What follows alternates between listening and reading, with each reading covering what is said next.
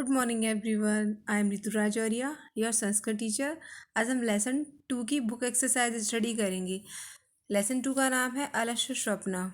इसमें फर्स्ट है एक पदेन उत्तरम लिखत। एक शब्द में उत्तर लिखना है। विप्रः पुत्रस्य नाम किम चिंतितवान? सोम शर्मा। विप्र ने पुत्र का नाम क्या सोचा? सोम शर्मा। शक्तुभिः कति रूप्यकाणि उत्पश्यन्ते? जो सत्तू है उससे कितने रुपए प्राप्त होंगे? शतम अर्थात 100 रुपये। विप्रः कम सततम अवलोकयति? ब्राह्मण किसको लगातार देख रहा है? घटम अर्थात घड़े को। अश्वानाम विक्रयात किम भविष्यति? अश्व यानी घोड़े को बेचने के बाद क्या प्राप्त होगा? स्वर्णम अर्थात सोना। विप्रस्य प्रहारेण कः भग्न? ब्राह्मण के प्रहार से क्या टूट गया? घट अर्थात घड़ा। क्वेश्चन नंबर 2, एक वाक्येन उत्तरम लिखत। नीचे लिखे हुए प्रश्नों के उत्तर एक वाक्य में लिखने हैं। इसमें फर्स्ट है विप्र स्वपत्नी किम अभिलाषयति? ब्राह्मण अपनी पत्नी से क्या कहता है? विप्रः स्वपत्नी अभिधाष्यति यत ग्रहाण तावत बालकम। विप्र जो ब्राह्मण है वो अपनी पत्नी से कहता है कि बालक को ले लो। घटः कै संपूरितः?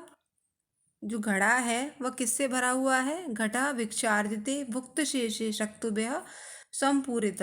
घड़ा भिक्षा द्वारा अर्जित जो सत्तू है, खाने के बाद जो बचा हुआ सत्तू है उससे भरा हुआ है।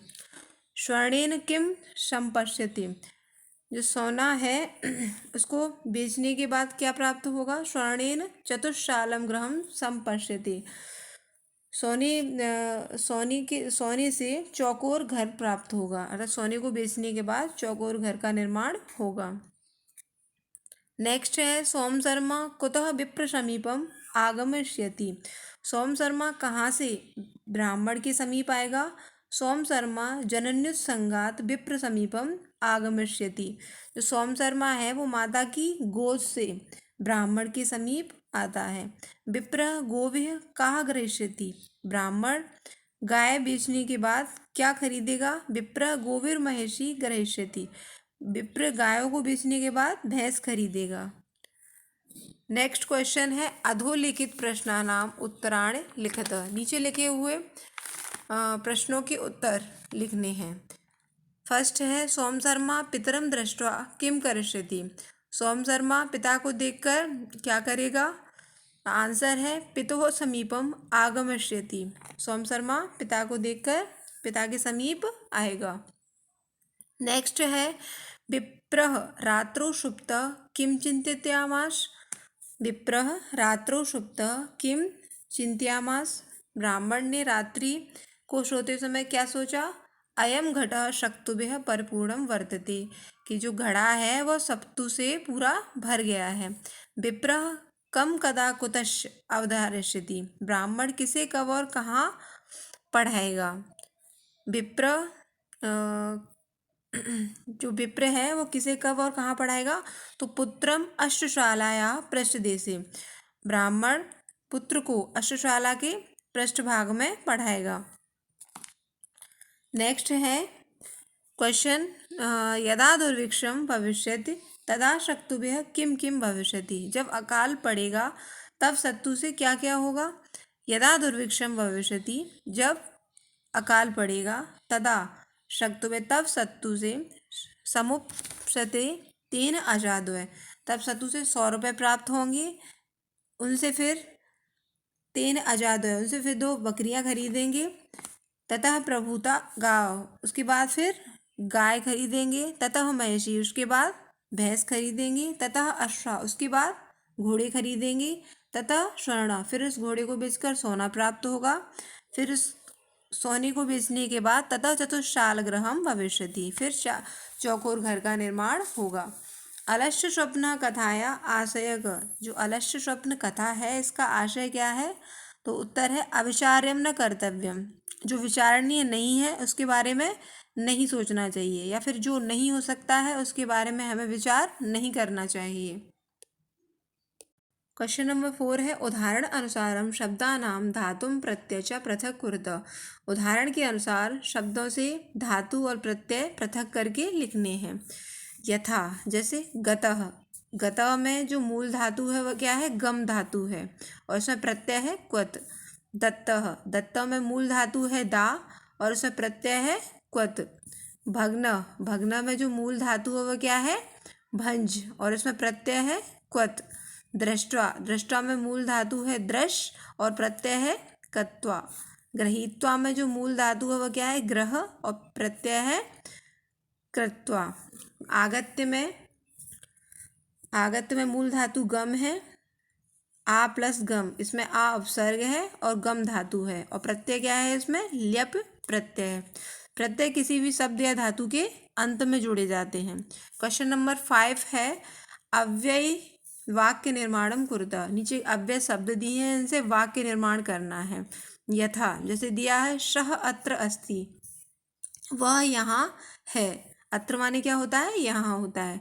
च, च का अर्थ होता है और, इससे जो वाक्य निर्माण होगा भीमः अर्जुन च गच्छत, भीम और अर्जुन जाते हैं। नेक्स्ट है अपे, अपे का अर्थ होता है भी, इससे जो वाक्य बनेगा रामः अपि पठत, राम भी पढ़ता है।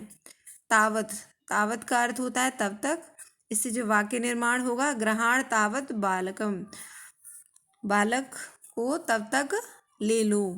न का अर्थ होता है नहीं, वाक्य निर्माण होगा अहम भोजनम न करोमि, मैं भोजन नहीं करूँगा। नेक्स्ट है ततः, ततः का अर्थ होता है उसके बाद, इससे जो वाक्य निर्माण होगा उसके बाद ततः अश्वाः भविष्यन्ति, उसके बाद अश्व होंगे। क्वेश्चन नंबर 6 है उदाहरण अनुसारम शब्दानाम विभक्तिम वचनम च लिखत। उदाहरण के अनुसार शब्दों में से विभक्ति वचन अलग करके लिखना है। यथा जैसे दिया है बालकम, बालकम में द्वितीय विभक्ति है और एक वचन है इसमें। नेक्स्ट है अजाभ्य, अजाभ्य में तृतीय विभक्ति है और इसमें बहुवचन है। जो अजाभ्य में भे प्रत्यय लगा हुआ है वह बहुवचन में प्रयुक्त होता है। नेक्स्ट है नागदंते, नागदंते में सप्तमी विभक्ति है और एक वचन है। नागदंते में जो ए, आखिरी में जो ए लगी हुई है वह किस में आता है, एक वचन में प्रयुक्त होता है। वह प्रत्यय किस में प्रयुक्त होता है, एक वचन में प्रयुक्त होता है। मह्यम, मह्यम में चतुर्थी विभक्ति है, ये अहम, अहम के रूप है। अहम माम मया मयम, मयम किस में आता है, चतुर्थी में आता है, चतुर्थी एक वचन में। नेक्स्ट है तस्य, तस्य, तस्य में षष्ठी विभक्ति है और इसमें वचन है एक वचन अहम। जैसे अहम का ही मैंने बताया था भी मयम, कि मयम चतुर्थी में आता है और ये अहम ये उसमें आता है प्रथमा विभक्ति में और इसमें एक, यह एक वचन है। नेक्स्ट क्वेश्चन है आपका संधि विच्छेदम कृत्वा संधि नाम लिखत। नीचे कुछ शब्द दिए हैं, इनका संधि विच्छेद करना है और संधि का नाम भी लिखना है। तो जैसे दिया है तद्यद, तद्यद का जब संधि विच्छेद करेंगे तो क्या होगा, तत् प्लस यद, तत् प्लस यद, इसमें क्या है व्यंजन संधि है। कदाचित रात्रौ, कदाचित प्लस रात्रौ, इसमें व्यंजन संधि है। व्यंजन संधि का नियम क्या होता है, व्यंजन प्लस व्यंजन या स्वर होने पर व्यंजन संधि होती है। पूर्व पद में जो आखिरी वर्ण है वो क्या होना चाहिए, व्यंजन होना चाहिए और दूसरे पद में जो पहला वर्ण है उसमें क्या हो, व्यंजन हो या फिर स्वर हो, तो फिर व्यंजन संधि होती है। नेक्स्ट है तदेन, तदेन में तत् प्लस अनेन, इसमें भी व्यंजन संधि है। इसमें पूर्व पद में जो आखिरी वर्ण है वो क्या है, व्यंजन है और अनेन में जो पहला वर्ण है वो क्या है, स्वर है। तो व्यंजन प्लस स्वर होने पर भी क्या होती है, व्यंजन संधि होती है। कश्चित, कश्चित में कह प्लस चित, इसमें विसर्ग संधि हो, विसर्ग संधि है।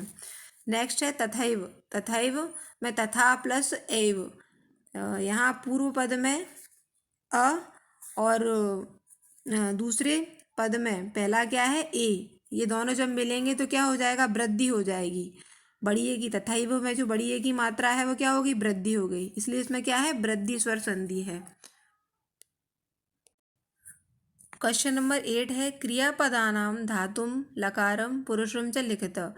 नीचे क्रियापद दिए हैं, इनमें से धातु, लकार और पुरुष अलग करके लिखना है। जैसे यथा दिया है श्रोष्यति, श्रोष्यति में धातु कौन सी है? श्रु धातु है। और लकार है इसमें लट लकार, लट लकार अर्थात भविष्यकाल। और पुरुष क्या है इसमें? प्रथम पुरुष है। जो श्रोष्यति में श्यति प्रत्यय लगा हुआ है, ये किस में आता है? लट लकार में आता है, श्यति श्यता श्यंति। और इसमें पुरुष है प्रथम पुरुष। नेक्स्ट है आपका भविष्यति। भविष्यति में भी भू धातु है और इसमें लट लकार है और प्रथम पुरुष है। करिष्यामि, करिष्यामि में कृ धातु है, लट लकार है और उत्तम पुरुष है। उत्तम पुरुष में क्या होता है? आम है, आवह आमह। तो करिष्यामि में आम है, इसलिए इसमें कौन सा पुरुष है? उत्तम पुरुष है। दास्यति, दास्यति में दा धातु है, लट लकार है और प्रथम पुरुष है। ग्रहीष्यामि, ग्रहीष्यामि में ग्रह धातु है, लट लकार है, उत्तम पुरुष है इसमें। ताड़िष्यामि में ताड़ धातु है, लट लकार है और उत्तम पुरुष है। क्वेश्चन नंबर 9 है शुद्ध वाक्यानाम समक्ष आम, अशुद्ध वाक्यानाम समक्षम न इति लिखत। शुद्ध वाक्य के आगे आम लिखना है और अशुद्ध वाक्य के आगे न लिखना है। फर्स्ट है अजाभ्य महिषी भविष्यन्ति। अजाभ्य यानी बकरियों से क्या खरीदेंगे? महिषी खरीदेंगे। तो यह क्या महिषी प्राप्त होगी? तो ये गलत है, इसलिए इसमें क्या आएगा? न आएगा। विप्र घटम सतत मेक दृष्टया अवलोकयति। विप्र अर्थात ब्राह्मण घड़ी को लगातार क्या देख रहा था।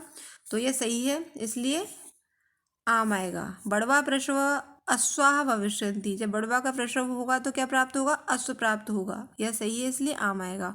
कलश शक्तुभ्य संपूरित, कलश सत्तू से भरा हुआ है, तो ये भी क्या है? सही है, इसलिए वाक्य आम आएगा। अश्वानाम विक्रयात गृहम समप्स्यति।